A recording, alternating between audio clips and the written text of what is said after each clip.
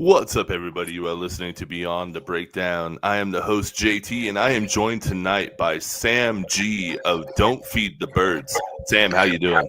What's up, man? It's good to be here. I appreciate you having us on. Oh, not a problem at all. I'm super stoked for this one, man. This is going to be a fun one. I've been doing a little bit of preparation for this, but don't worry, I'm not going to probe too far. Yeah, no, you're good. It's all fair game. So, with that being said, before we get into talking about the band, I want to know what your early beginnings were like. What was it that brought you to the dance? So, we can going back years on this one. So, I come from a musical family. So, growing up, my grandparents, uncles, there'd be guitars everywhere. My dad is a band director. My mom she sang and plays piano, and you know, it's just always been there. And I remember, I think I was in third grade. I discovered my grandpa's guitar that he had given her, and she didn't play it for whatever reason. But I was like, "Oh, this is kind of cool." And she was like, "Well, you have to play. You have to play an instrument now." So I didn't get a choice. Like I was just like playing an instrument. Guitar seemed, whatever. I'll try that.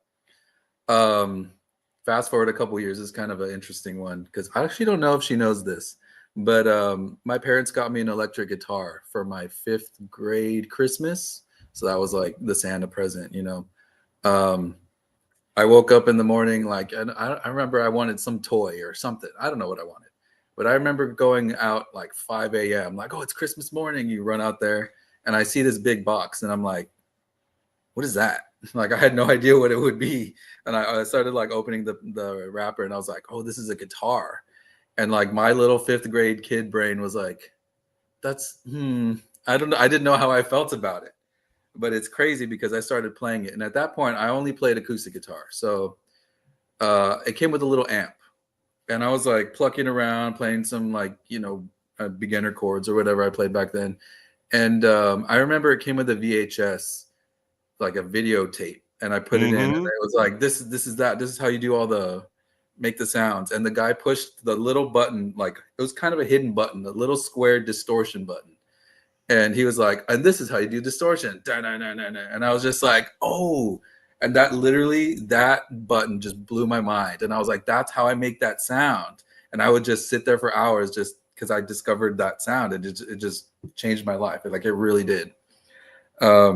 So it's really crazy that's what it was, because I had been listening to like Santana or like this is what, fourth, fifth grade, Creed, I don't know, early 2000s rock bands, whatever.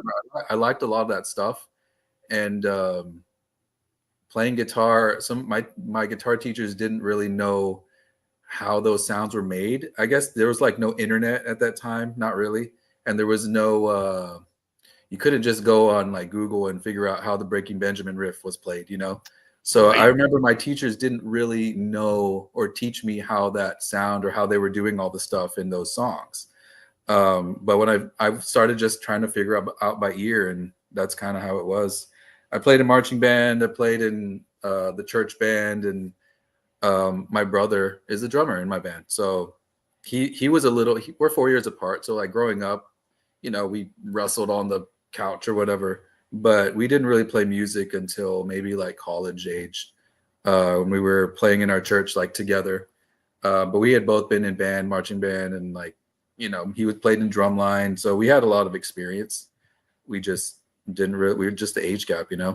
So yeah, just that I played in a bunch of different bands with like my high school friends, and I kind of lived all over the place for college and school. So I tried to start something everywhere.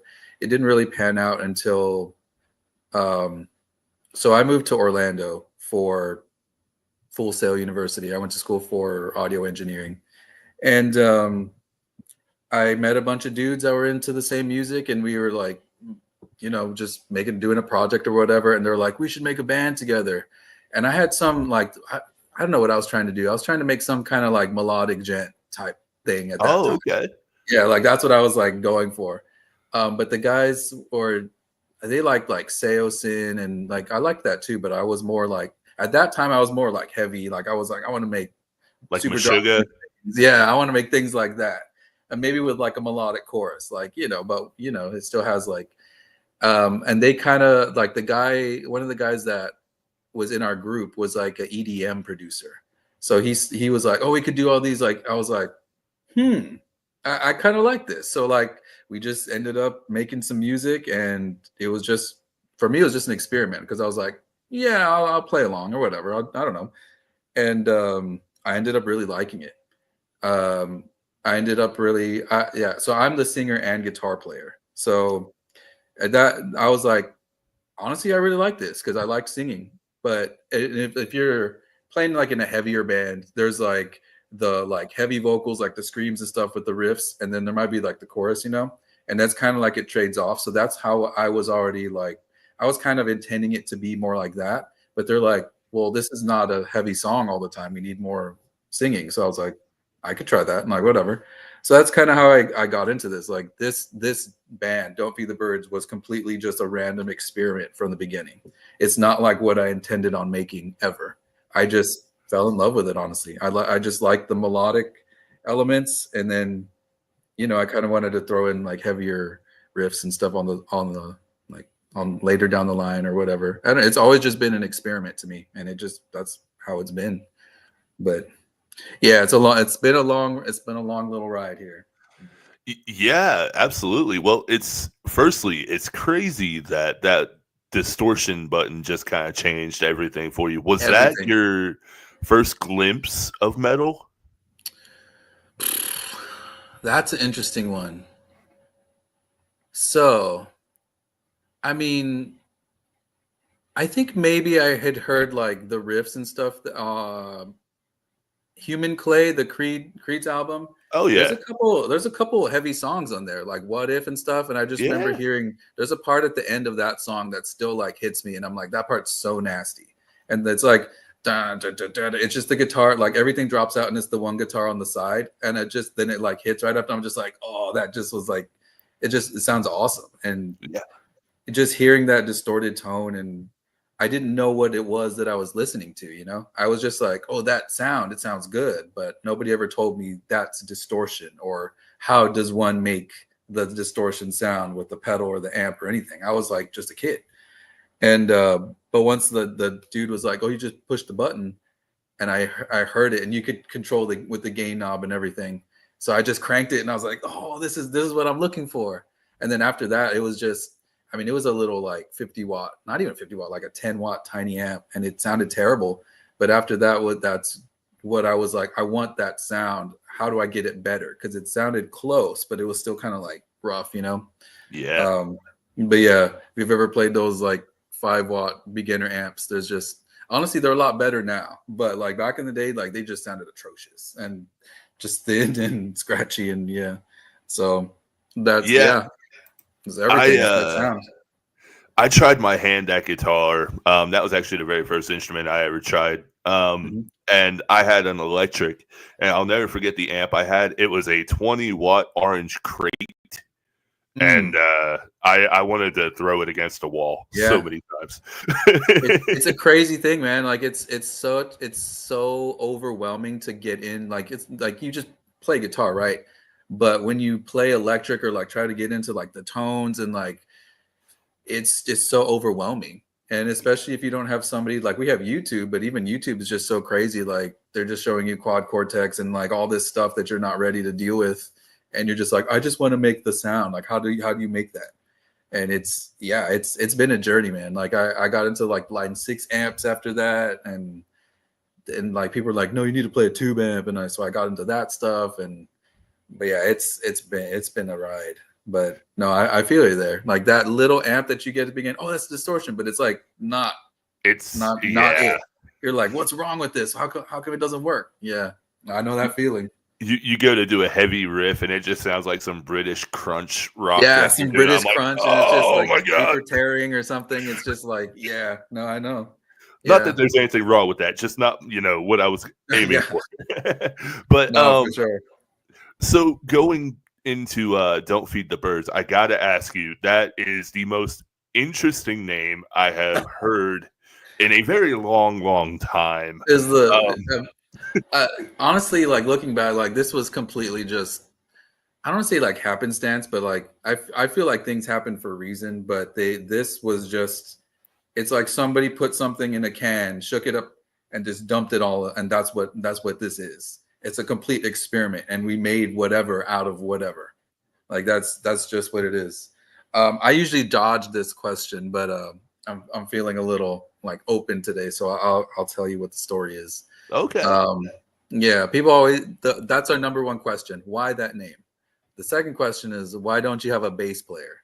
And I'm like, well, normally it's just like people trolling in the comments. So I'm just like, well, the birds took the bass player, and that's why we don't feed them. That why you don't feed That's it. them? They're like, we want to know more. And I don't know. Maybe I'll make some kind of like animated video, or I don't know. But so at Full Sail, I was in a like, it's like a digital, I don't know. We had like a digital learning class where we learned about like digital things. Like it's kind of vague, but we had a project where we had to do like MythBusters, like the show. Oh So yeah. we took a urban legend and we had to either prove it or disprove it. So in our case, we got this one that said birds would explode if you fed them uncooked rice. So I've heard that before, and I was like, oh, I'll try that. That sounds like something. So I looked it up, and it's like, no, they don't. It's not true. And I was like, really? Because I've heard that before. And so essentially, we had to make like a video thing, essentially like an episode. And so we went out to the beach and we threw rice at birds, and nothing happened, and whatever.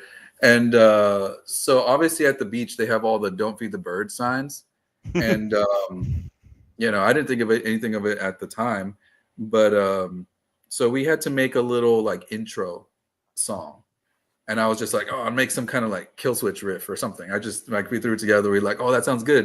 And they're like, but what do we call the band? And they're like, how about like the signs are like right there, like, oh, how about that? How about "Don't feed the birds"? Because we were at the beach, and I was just like, sure, whatever. And I don't know. I was just like, whatever. It's random. And I don't know. The teacher and everybody really liked it. They're like, oh, and if you want to be like "Don't feed the birds" over here that did this and this and this in their project. And so like that's like how we became whatever that was. Like they called us that. And so we're like, yeah, let's put that in the credits. And we did. And then the guys were like, you want to make a band? And I was like, I guess. So yeah, long story, but we started in Orlando. So it's very like beach vibes, whatever. We went to the beach all the time. I met some of my best friends through this band. Obviously, I play drums with my brother, and the other guitarist right now wasn't our original guitarist. So through just like doing band life, we played shows, we did all that stuff, and people like came and went. I forgot what happened, but we decided to just like kick out the bass player, whatever. It was like we just had differences, and he was like wanted to go a certain way or whatever. And we're just like, I don't know if this is working. So and I was like, well, what if I just backtrack the bass? Because it's not like they're doing like shredding bass lines or anything. And we're just like, because we already had like the synthy stuff, so we had like backtracks or whatever for that, and we just threw it on, and we just became a 3-piece. And that's kind of just how it's just stayed. So after that, things kind of like went their ways, and we decided to come back to Texas. So I'm in San Antonio right now. That's where Oh we're wow. from. So I'm from here, not San Antonio, but Texas in general. And so essentially it was just me left, and I was just like, well, I still want to do this. Let's just my brother plays drums. Let me get that guy. And the other guitarist, Oakley, we played with him in church a lot. So that's kind of how we got to know him. He actually moved to Orlando because I was like, dude, you should come do music over here. It's sick. And he did sound for us on tour and stuff, and helped us through a lot of things. And I was like, well, you want to play guitar? And he's like, yeah, let's do it. And so that's how it is. It's been a long ride, but at this point, I'm with the people that I just trust. Like Yeah. I've known them all my life at this point, and we've just been through everything together. So I mean, that's what everybody wants for a band, you know, just people that understand them. And like, you can have your differences, you can have your like, no, this song sucks, or like, we shouldn't do this, we should do this. um and but they're like still in your corner, you know. And that's, Yeah. I think that's the thing that people don't understand about bands, is like, you don't just get a bass player, you don't just get a new singer. Linkin Park is a great example of that. You don't just replace somebody. There's like, nobody's replacing anybody. You have to have like that connection, you know. It's Yeah. you like, and I think just people don't understand that. So, but I'm not trying to get a bass player anytime soon. So, I mean, it sounds like you got all the bases covered on that, pun intended. pun But intended. Yeah. I no, like that. I like that. a lot of people, like you said, though, you know, I'm the same way with the band I'm a part of. There's that huge camaraderie factor, right? Mhm. And that bleeds into your live performance. And when you have that kind of chemistry, you know, the crowd can tell too. The crowd Yeah. can tell if you're like looking at each other trying to figure out what the heck you're doing, or you Hmm. know, if you're in sync. Um, so that leads me to the next question, which is, what is a Don't Feed the Birds live show like? Well, we recently started doing it's interesting because I had a friend that was taking some pictures the other night. This is kind of something we started doing recently. Um, well, we all wear Hawaiian shirts. Okay. It's just random. Like, again, all of this stuff is just like, I don't know, whatever. People said this, like, I don't know, let's try that. So last year we went on a short little tour with some other dudes, other bands from our area, and we called it the Sweat Fest. And it was, I mean, South Texas in summer, that's hot. Like, it's literally a sweat fest. We played at like 11 p.m. and we were just sweating, just pouring sweat. It was outside and stuff, you know, whatever. But that's kind of like the theme. So we just threw on the beach attire. It's kind of interesting because it's like, we're a beachy band, like we have that, Hmm. like that's like where we came from, I guess. And I was like, yeah, that'd be cool. And for whatever reason, people just like loved it. And I was just like, that's what you guys want? Like, we're just wearing Hawaiian shirts, like, it's not even that crazy. And they're just like, yeah, the shirts are sick, bro. That's sick. And I'm like, I love the shirts. Like, we got more comments on our shirts than we did on our music. And they're like, yeah, your songs are sick, but your shirts. And I'm like, that okay. So I mean, that's what we do. It's like, go see Don't Feed the Birds. You can't wait to see their Hawaiian shirt. Yeah, that's literally everything. And I don't know. I'm just shoot, whatever. I'm definitely not a super serious person. Like, I'll literally joke at a funeral if I have the chance. But like, um, I just we don't have a dark message. We don't have a dark, like, we have parts that sound dark. Like, Yeah. I can show you this Christmas Mariah Carey cover I'm working on, and my girlfriend was like, "That sounds sinister," and I was like, "Yeah," but you know, like, we're not like a dark, like, brooding type of band. Like, we even most of our sound is like bright sounding. Um, so I mean, like, I was like, that fits perfectly. Like, we're not trying to just be like the darkest guys in the room, or you know, just it's just something different that kind of just stems from us just being like goofs. Like, we're just, you know, joking all the time about like whatever. There's never, like, if you see our chat, like, we're not serious about anything. Like, everything is fair game, and it's just like, bro, how could you joke about that? But we're laughing about that at the same time. Oh Like, yeah. it's Dark yeah. humor all the way.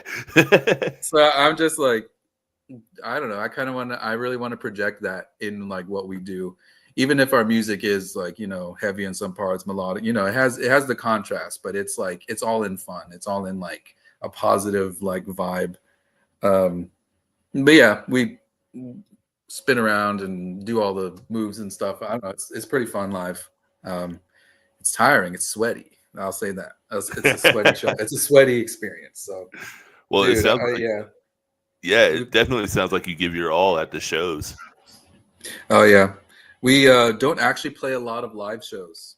Um, our guitarist Oakley lives in our hometown in McAllen, which is like a border town. We live up here, so me and my brother, we're just a three piece. So it's like us two up here, and then he lives down there. So recording wise, I produce everything. So I have to like send him the ideas or whatever, like, what do you think about this? Like these lyrics.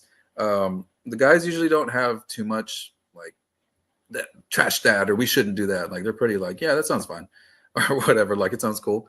And then my brother will like, tweak his drums. Like we should play this fill here, or, Oakley was like, make this tone sound more with delay or, whatever. He'll track his parts. He'll send them back. Everybody's, pretty tight on their own schedules. Mhm. So it's, just making it work like that. I do like playing shows, but we don't really get the chance to do it a lot. So like when it's time to play, it's time to play. And yeah. So that's how it is for us. So, with that being said, about not getting to play too many shows, what is currently on the docket for 2025 as a band? So, we do have one show scheduled. I'm definitely trying to put another tour together. We've had a lot of success recently. This is going to be surprising, but selling CDs, like Really? physical discs. Um, Whoa! yeah, it's pretty wild. So a Did lot you of like bribe a genie? sometimes it feels like that. The Meta Facebook genie, yeah, we'll call it Yeah. that. But it's honestly it's been really cool. There's still a demand for CDs. I, as a producer, as a like audio engineer, when I export the mix from the session, I put it on a CD and I listen to it in my car on the CD player, because the way it sounds is like, you don't like the experience, like you don't get that. Like Bluetooth, like earbuds, phone speaker, it doesn't do it. When you put it in the CD in the car, it's like it connects directly to the speakers, and then the sound Yeah. is just so much. Like you just feel it, you hear it, it sounds awesome. And that's a thing that I really miss. So I was like, we have these CDs. Does anybody want them? Because we've had them for like a long time. And I was like, y'all want to buy some CDs? And people wanted to buy CDs. So probably going to be doing a lot more CDs. Like I think it's cool to have something that we can sign, or that you can get signed, that you can physically hold in your hand. You can see the artwork like up close. It's not some tiny picture. It's something else. Like I really enjoy holding the CD that, then when it comes in the mail and I'm like, wow, this is what this actually looks like. This is real. But yeah, so I've been sending a lot of CDs to like the East Coast and like some places that we haven't been to in a long time. And I really want to get out there and play to those people who have supported us and encouraged us, and joined with us on our voyage of the band life. Yeah. Whatever this weird thing it is that we do. But yeah, that's my goal. I want to get out and tour again. I want to do it in a small amount of time so that we can do our thing throughout the year, and then we can bring it all together, and we can set aside, like, we're going to play these shows together. We can, like, live our band dreams, and just be our goofy selves and hang out with each other, because as much as they are my bandmates, they're also my family, like at this Yeah. point, like my brother, and like a dude that I've known for like 15 years at this point. So yeah, there's a lot of that. So yeah, that's what I want to do in 2025. I also am writing, or I guess we're writing, an album. Um, Ooh. the other thing that I miss about the whole CD is when you go stream a song on Spotify, it's like a song, and for whatever reason, it like has the album, but it always throws in like other songs from the artist that are just kind of like there. And that always like irritated me, because I want to listen to it like in album form. Mm-hmm. I want to hear like this piece and this piece, or like, why is this song here? It's not on this album. Like, I don't want that. When you actually have the CD, there's a lot more flow to like your art form. You start here, you go down this way. The thing that I honestly miss, there's a lot of, I remember Born of Osiris had an album, The Discovery, Oh and yeah.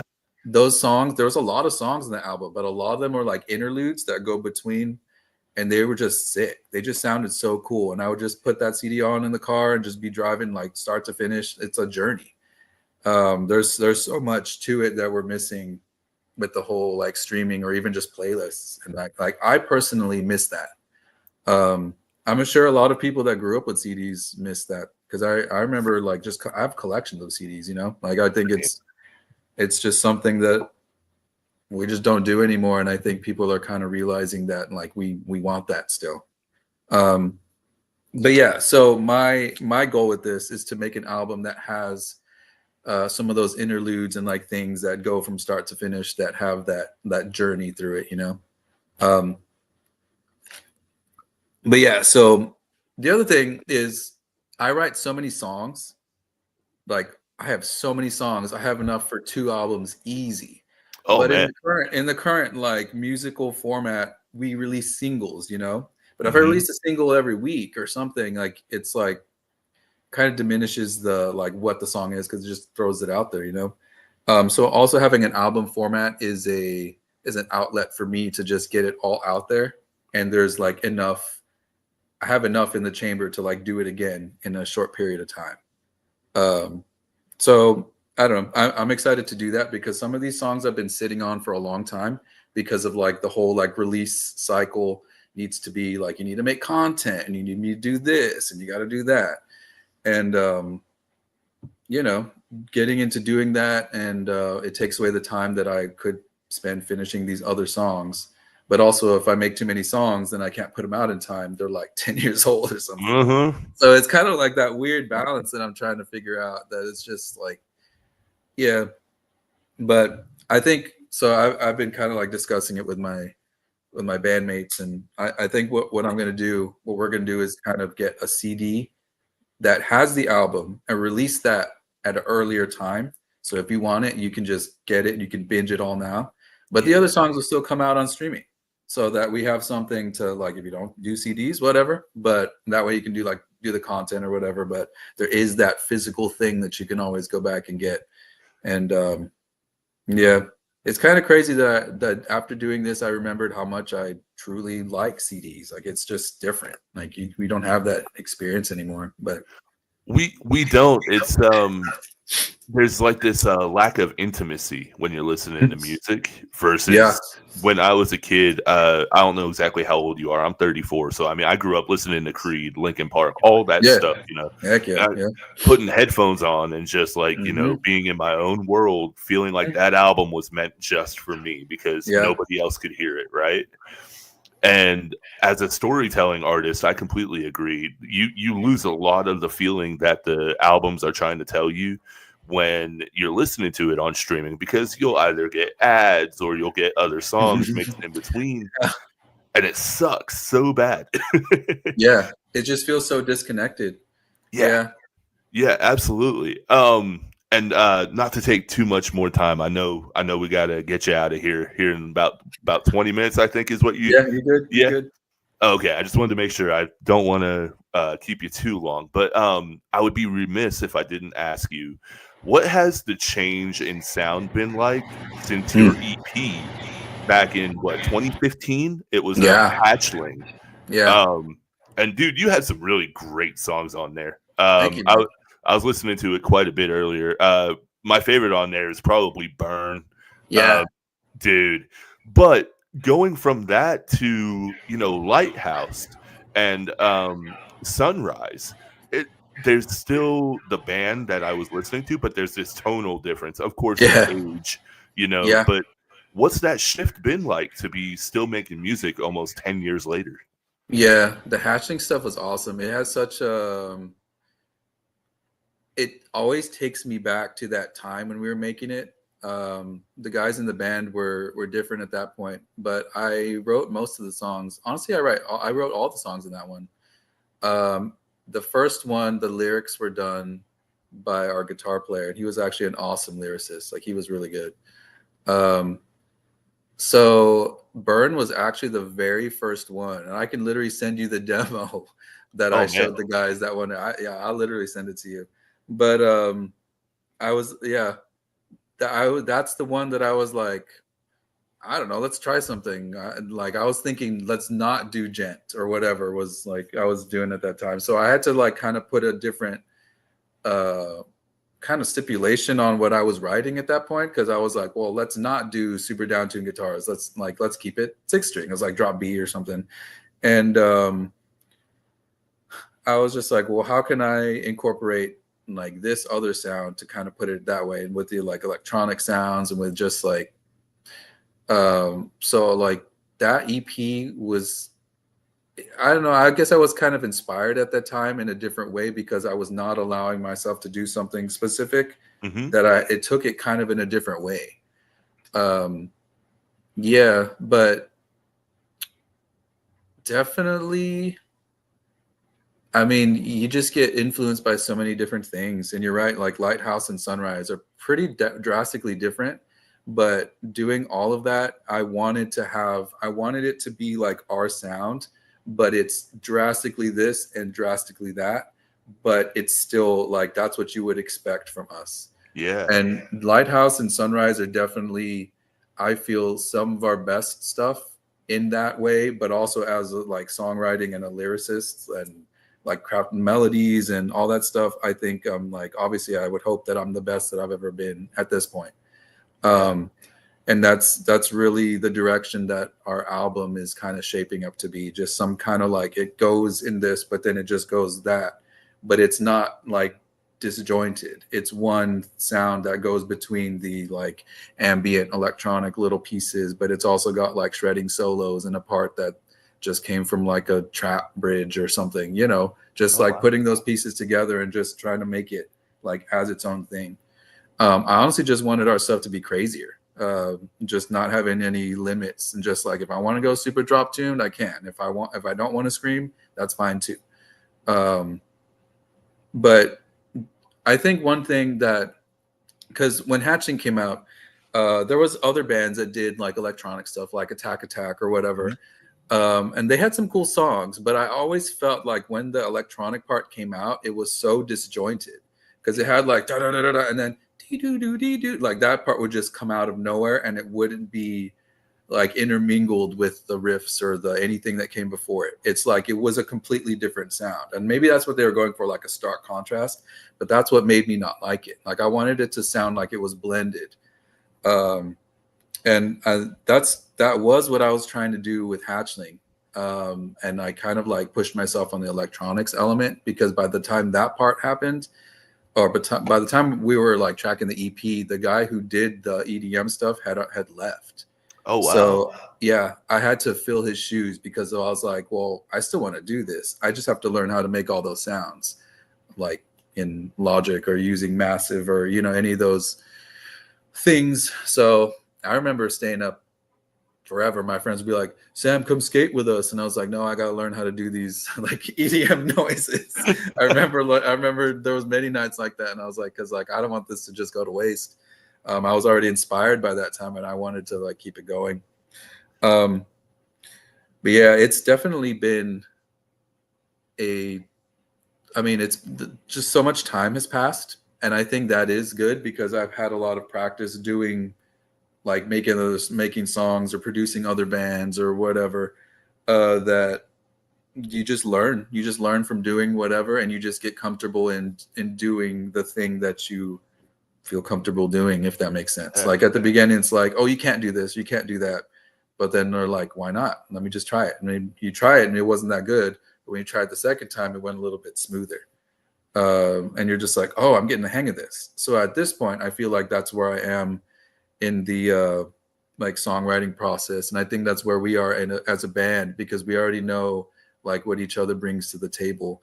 I've already learned from my bandmates, like Oakley is a sick guitar player, like tone wise, like the tones that he makes sound awesome, the ambient leads and the things I learned from that guy because he just thinks in a different way. He has different influences, you know? So like knowing his style, I can kind of incorporate that. Knowing how my brother plays drums, I can incorporate that.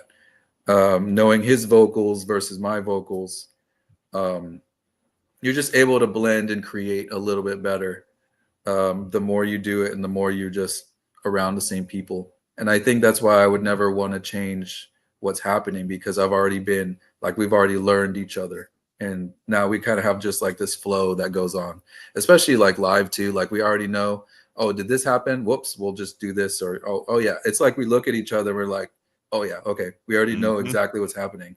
There was we played it. I remember last year we were in Corpus, and there was something that happened, like we couldn't hear in our in our ears. There's like, we hear the tracks or whatever, and for whatever reason we couldn't hear it, and like the drums got off slightly, and like the guitar was like following the drums, but like I could hear it, and I looked at my brother, and we were just like, okay, and we just finished the part even though it was off, and then we waited for like the little ambient thing in the back to kick in, and then like I started singing, and then everybody was like, oh, we get it. But it's, if it had been anybody else, they would have been like, oh, it's happening, we don't know, like it's nothing's working. But it's just like you get that flow, and you're able to connect in that way, and it's just different. There's nothing that you can really substitute that with, other than just experience and just doing it and hitting your head a bunch of times together, and like really just understanding each other at the drop of a hat. Yeah. No, absolutely. It goes back to what we were talking about with the chemistry that you feel with your band. Um, Hmm. I know that that's a pivotal thing too, because like you said, knowing the parts of the song as well to be able to get back into rhythm is Hmm. is vital. Um, Hmm. so it's really cool that you guys can do that literally at the drop of a hat. You don't hear that very often, especially if you're using tracks. Um, Yeah. I've had some people You- say that, tracks can be a little bit of a detriment at times because yeah. they can get off sync. Hmm. Yeah, they can ruin you as much as they like enhance your show. And we've just been through it at this point, man. Like I have stories about the tracks, and I have stories about like people booing us, and like it's not, you don't know, nothing gets you closer together than having those experiences. Like you collectively, like that hurt, like you're not gonna make that mistake again, or just like it sticks in your head so much, that you just are prepared if it does happen. So Yeah. yeah, there's some funny stories I could tell you. We'll save that for next episode though.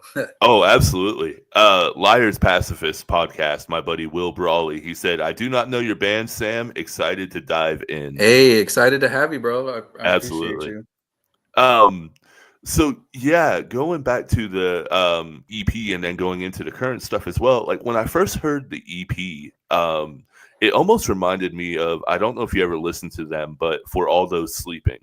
Yeah, I've heard a couple songs by them. Okay. It reminded me of them and a little bit of I See Stars back in like Yeah. 2015. Heck yeah. Icy Stars was definitely one of the ones that was, they were doing the whole electronic thing. And they were like, between them and Attack Attack, they were, not a lot of people did that. Like they might No, have like a synthy like breakdown, but they definitely started like taking it to another level. And I was very much influenced by that. Um, I think it's kind of funny how the Hatching EP came out, because I was trying to make it not heavy, as weird as that sounds. really? I was trying to make it like Skrillex meets Seosin, like some kind of like alti, but like it just, I don't know. That's why I think it's such an interesting thing to listen to. Like I even listened to this, and I'm like, how did I, like, why did I write that? Or like, I don't know. It was such an experiment, and it just came out how it did. Like that's just who we were, I guess. Like it just what it is. Um, yeah. But yeah, there's definitely a couple of like gent style breakdown things that happen, randomly, or so I had to. Yeah, absolutely. Um, So yeah, going into your current stuff, like when I was listening to Sunrise and Lighthouse, I got a Currents kind of vibe, or Yes. the color morale even, Mm. and I was like, oh, this is a tonal shift, but at the same time, it really really works. Like the chorus on Lighthouse and Sunrise, oh my god, dude, those are incredible. Thank you. Yeah, I learned a lot from my previous I guess like I don't want to say like habits, but as a guitar player, I was a guitar player before I was a vocalist. So Hmm. that's the first thing I always wrote songs with. I would just do some riff. And as I went, I felt like I was writing the same riffs over and over, or like this song sounded like this song sounded like, and I was like, that's the same thing again.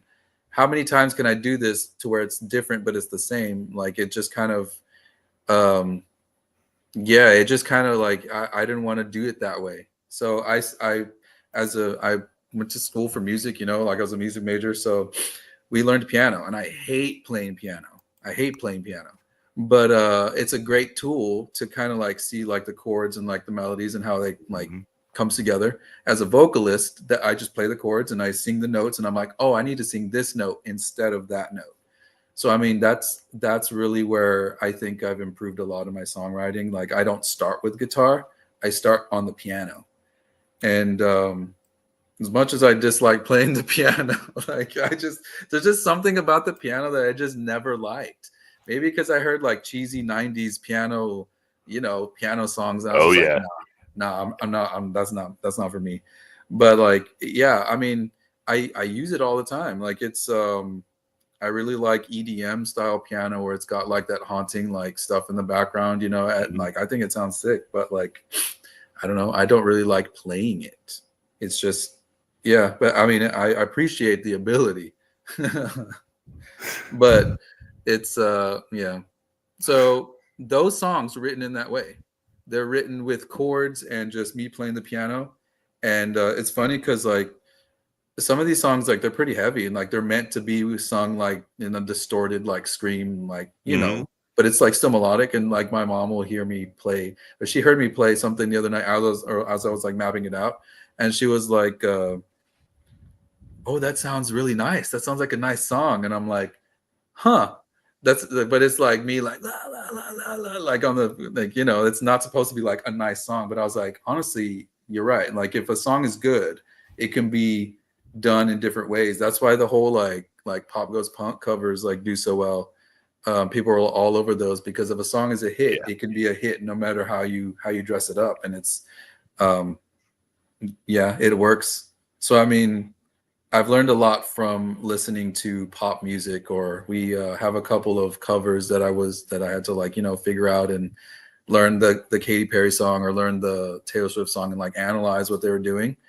And you'd be surprised, a lot of these people do the same things, but they just dress it up different, and it just works. And that's Yeah. that's essentially how I'm kind of like figuring these things. So I could do whatever I want on the verse. Like there could be some breakdown, there could be solos, there could be whatever, but like as long as it has the hook. And that's like that's what I've always wanted out of a song. I want that hook. Like Yeah. I like August Burns Red, and like I grew up on like I listened to August Burns Red and like As I Lay Dying and like all that stuff. But it always needed that chorus for me. Like I always needed the hook, and that's the part that really like I don't know seals the deal for it for me. Yeah. And like these days, that's what I want to hear. I want that good. Like I want it to be a rock song, but if it has heavy parts, great. If it doesn't have heavy parts, at least it's like a good hook or something. But yeah, it's yeah, I appreciate that. I think a lot of effort and work went into honing the songwriting craft and like understanding it.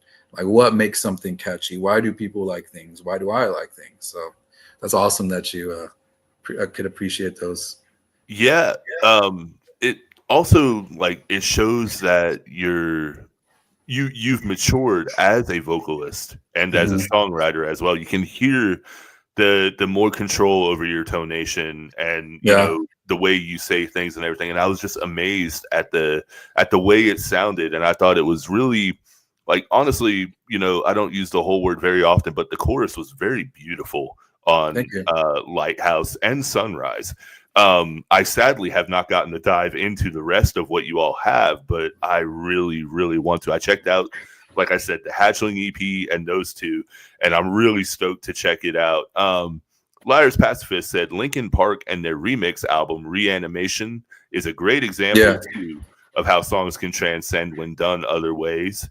yeah. Um, and then Firehound Ooh. Gaming, how are you feeling about the As I Lay Dying Ah, breakup? that's a touchy one. I mean, Yeah, As I Lay Dying is like one of the like cornerstone bands of like, my musical influence. Like I listened to everything they ever did, like start to finish, B-sides, everything. They were definitely one of my favorite bands. Um, I mean, it's tough. Like It people is. people do what they got to do, and some people are just hurting beyond what can be fixed. Like Yeah. it's tough. Like I don't know. I just remember I remember that when like Tim got like accused of all that stuff, and I was just like shocked. Like this dude that I've grown up, and he's been such a like like he like being like a Christian band and stuff. Like he was always solid with all that stuff. You never heard of him doing crazy things or like, and then crazy stuff comes out. I don't know, but It's yeah, yeah, it it's sucks, man. tough. It really does. Like it kind of ruins the body of work that they did, and I hate it because they had some really great ones. Mhm. I found them around the same time as like August Burns Red, Yeah. uh, and things like that. But not to veer too far off. I know I got just a few more questions for you, and then I will let you go. Um, so the next thing I want to ask you is, like you said earlier, your message is not dark by any mean, but I feel like you also tackle some dark Mhm. subject matter in Yeah. your songs, in a positive reflection. So what is it like to kind of use that as your outlet? It's I I can never, so if I'm ever in a bad mood, I'm unable to sing. I cannot physically do that because I'm just like, I don't know. I don't know if it's just like a physical thing, like it just tightens my throat, but it's just like I don't want to do this. If I go through like, and I think that's a different thing because I mean, I guess like the whole like emo or like that kind of era, like they're singing sad songs or whatever, but they're singing angry songs. They're singing. I feel like I cannot do that. Like that is not the energy that I project when I play music.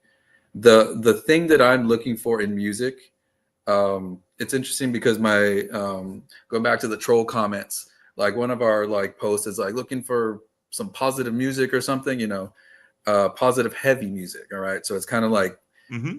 it's kind of like a little bit polarizing there because a lot of heavy music is an outlet, right? It's like it is what it needs to be.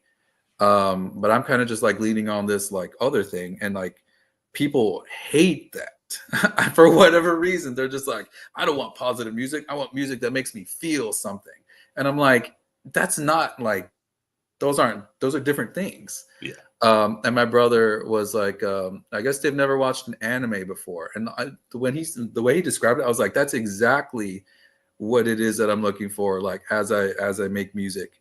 So like one of the recent ones that I was watching is My Hero Academia, and Yes, that show's crazy, man. Like dude, I love that show. all the cliffhangers, all the stuff that happens, you're just like, no, like it's literally just like crazy. It's so dark, but at the end, when like All Might or Endeavor, they're just like, we won, we did it. Like that's the feeling Yeah. that I'm looking for when I project this like music. That's the feeling that I want to hear in the music. And that's the feeling that I guess when I discovered In Flames, that was Dude, another one of my all-time favorites for sure. In same, Flames is dude. awesome. Yeah.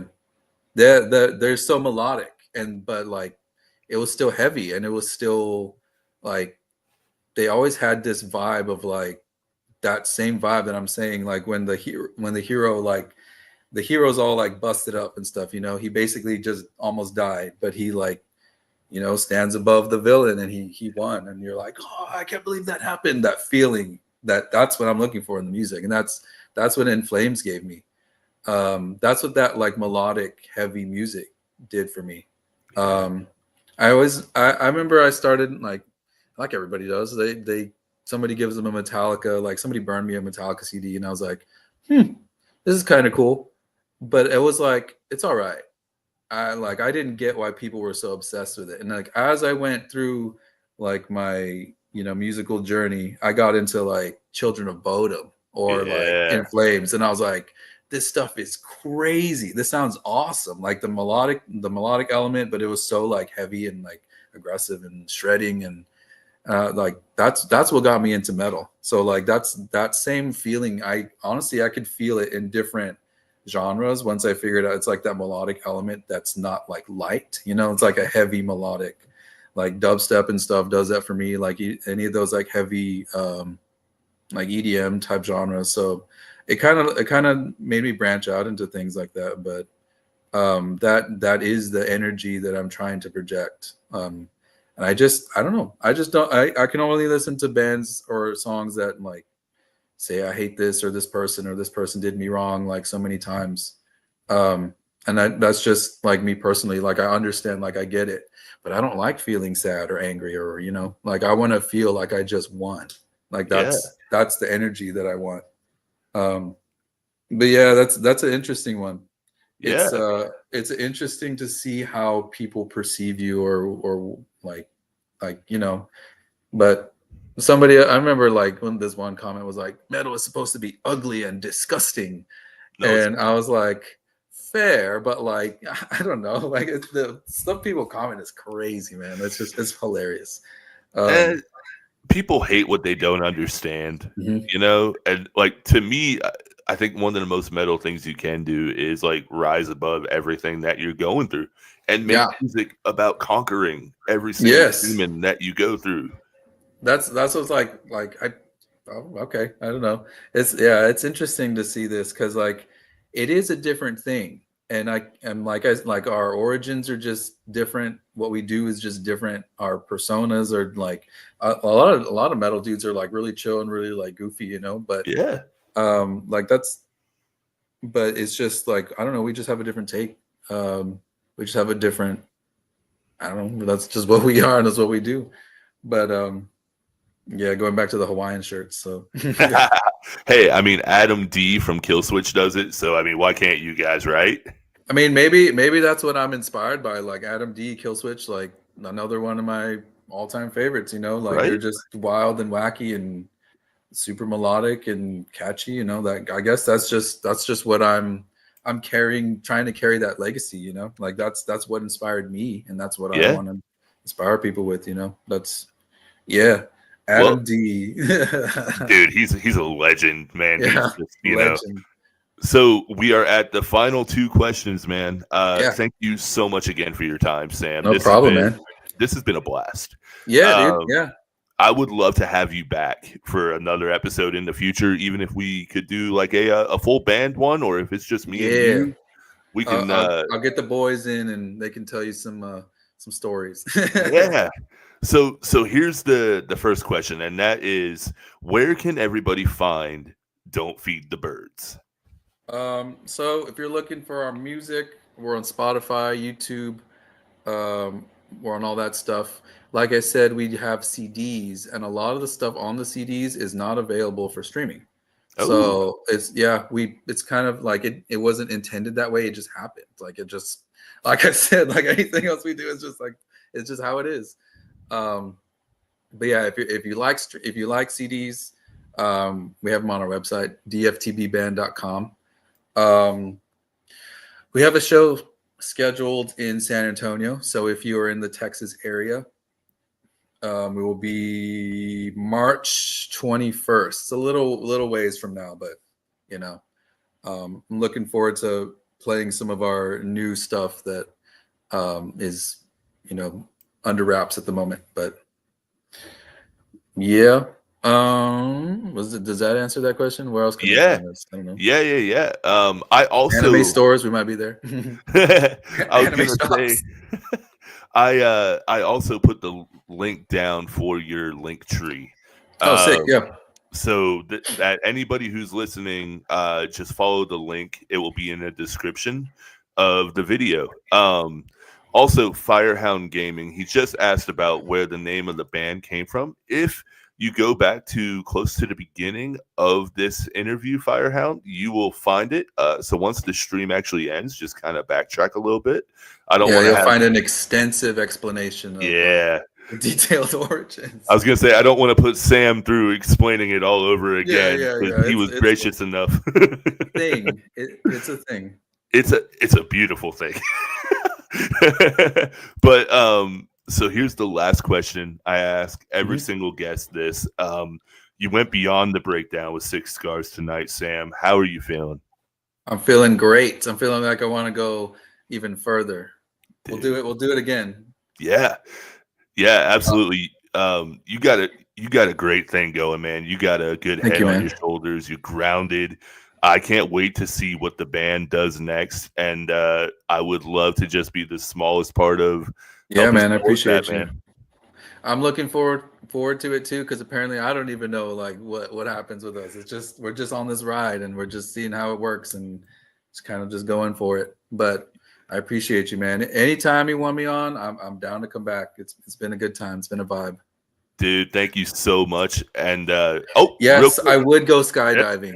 I have this. I tell my mom this all the time, and she says, "No, don't do that." And I'm just like, it's weird because I hate heights. It's funny because I've skateboarded all my life, and like I just, for whatever reason, like I just can't do heights. Like even like you ride ramps and stuff like that. But like, I would go skydiving. I want to do a wingsuit, like where you just like a Oh, flying squirrels. yeah.